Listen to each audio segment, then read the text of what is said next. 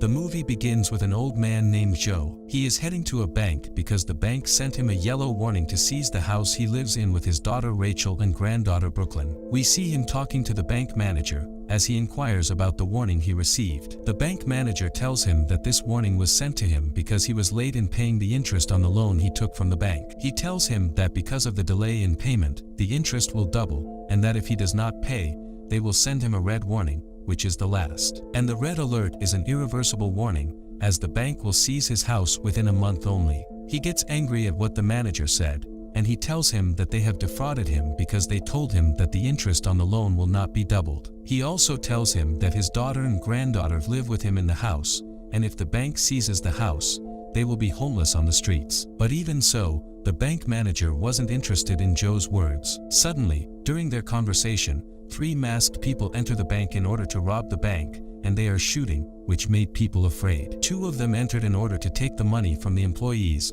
while the 3rd person was tasked with securing protection for them. The bank manager and Joe lie on the floor, but the mob boss enters the office. When he saw Joe lying on the ground, and because he was old, he was allowed to get up. Joe was scared, so he gave him his wallet and everything he had. But the gang boss refuses to take anything from him, and when he saw the yellow alert, he told Joe to know that he was a victim of a bank fraud. As they talk, Joe notices a tattoo on the neck of the gang boss. The gang boss tells Joe that the community should take care of the elderly. After that, the gang comes out of the bank, and they have $1.5 million.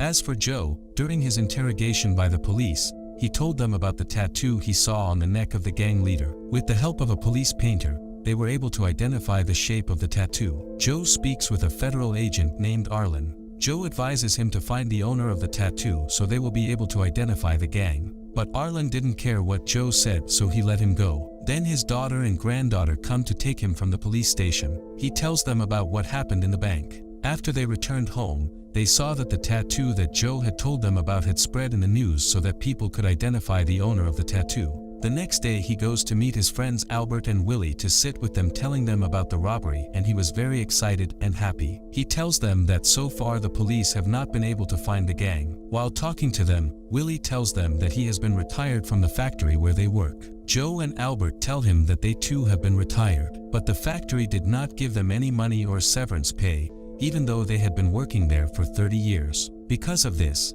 they decided to go to the factory to talk to the manager to give them their money. When they went to the factory, they found many employees making protests because they also did not take their rights after retirement. The factory manager tells them that they will not give them any money no matter what they do. So the 3 are forced to leave the factory because they know that the factory manager is adamant not to give them any money. After that, they go to the restaurant, but they did not have money to pay, and when the waitress saw them, she decided to pay them the price of the meal.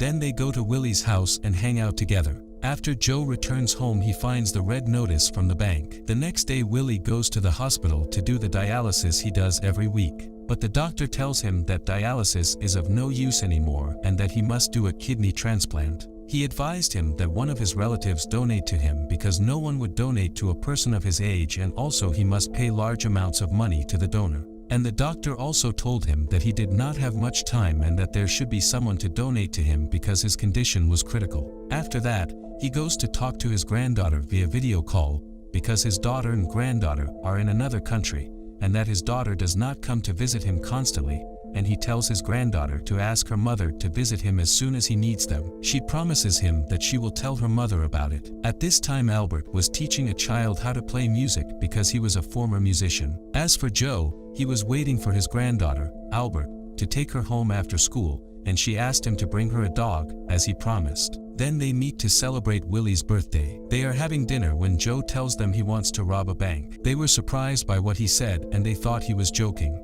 Albert tells them he wants to buy a Ferrari.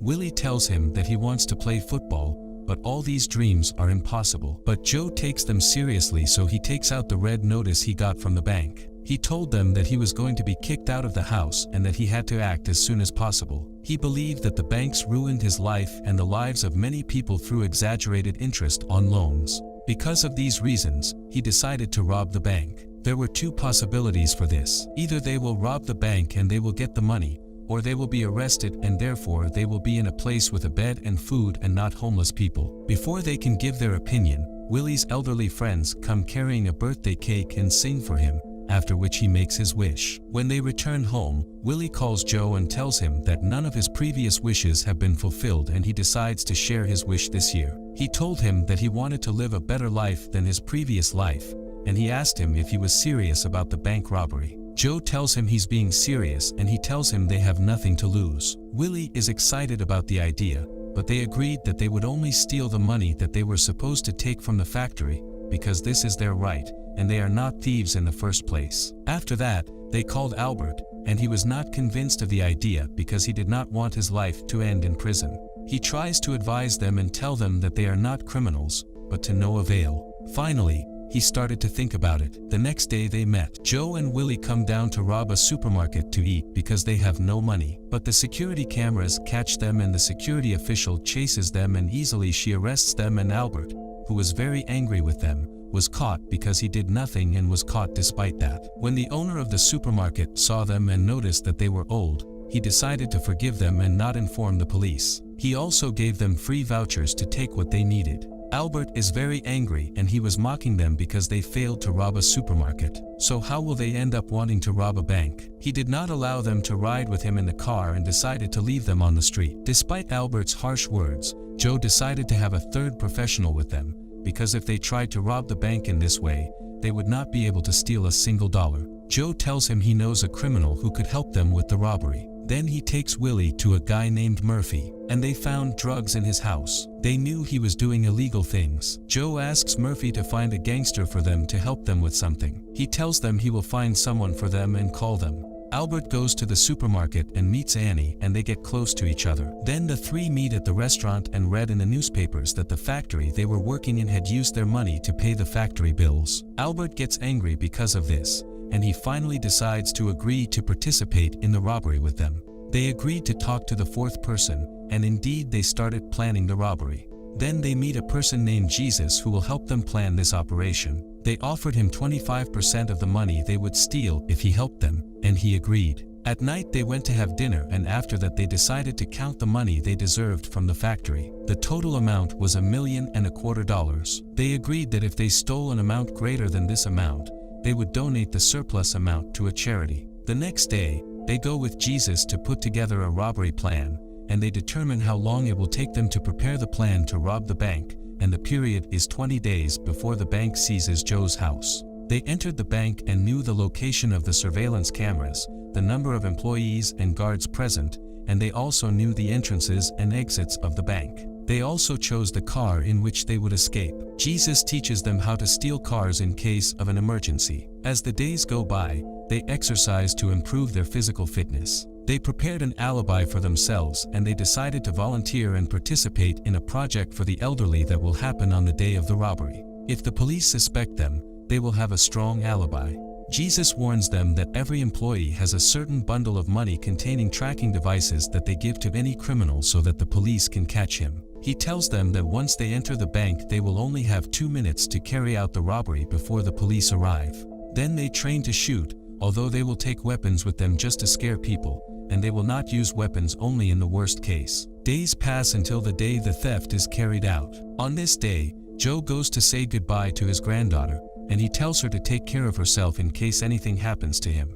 Murphy was with him and introduced him to her because if something happened to him, Murphy would take care of her. After that, the three go to the volunteer project for the elderly, which is their alibi. They mingle with people to prove they are there. When they made sure that everyone saw them, they left the place without anyone noticing them. After that they are heading towards the bank. Joe tells them that he brought the guns without the ammo because they didn't want to accidentally hurt anyone. He also tells them that if they fail, he was amused by planning the operation with them. Then they enter the bank wearing masks and shoot to scare people. Joe and Willie go to collect the money while Albert provides security for them. During their robbery, there was a child. She tells Willie to take her doll, but they must not harm her.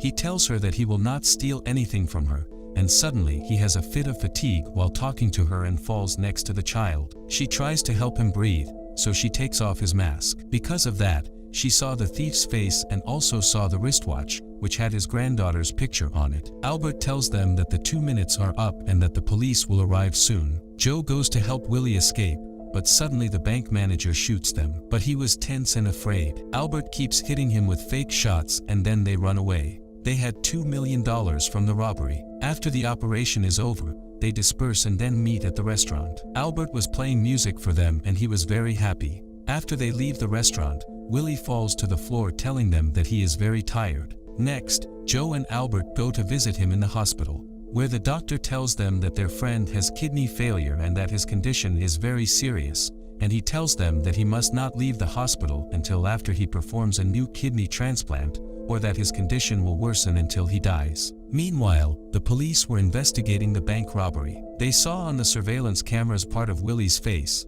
but they could not identify his identity, but they knew that he was an old man and dark-skinned, and they published his picture everywhere.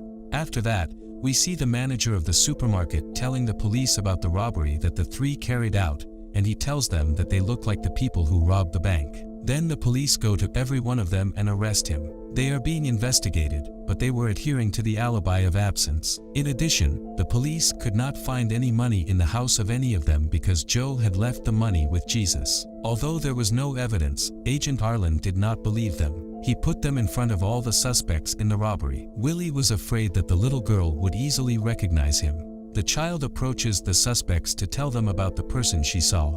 After that, she approaches Willie, and indeed she was able to identify him and the watch that had a picture of his granddaughter, but she told the police that none of them was the thief. Arlen asks to check again, but she tells him she's sure. Then Joe goes to see Jesus to get the money from him. He asked him to take his share of the money, but he tells him that he will not take a single dollar.